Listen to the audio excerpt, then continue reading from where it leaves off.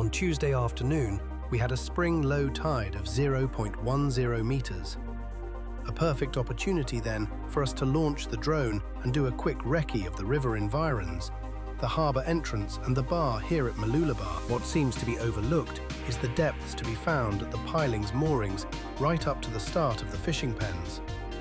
We are witnessing several groundings and hops, skip and jumps by boats on the north or right-hand side of the river as they proceed upstream.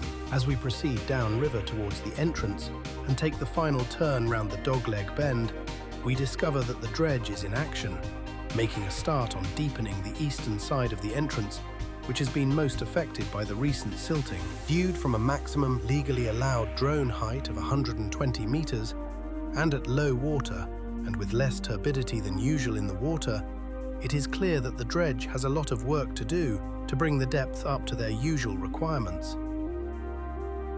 The following shots provide an overview of the entrance, which has proved to be getting more and more challenging in recent weeks, especially to those unfamiliar with the area.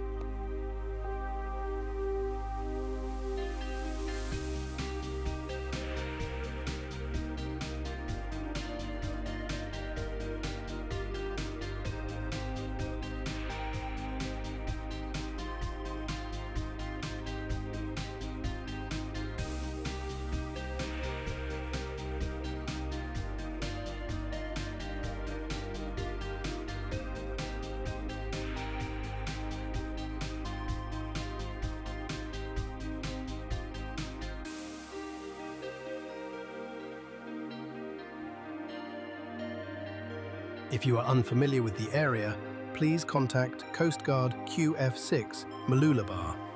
We are open and maintain a radio listening watch 24/7.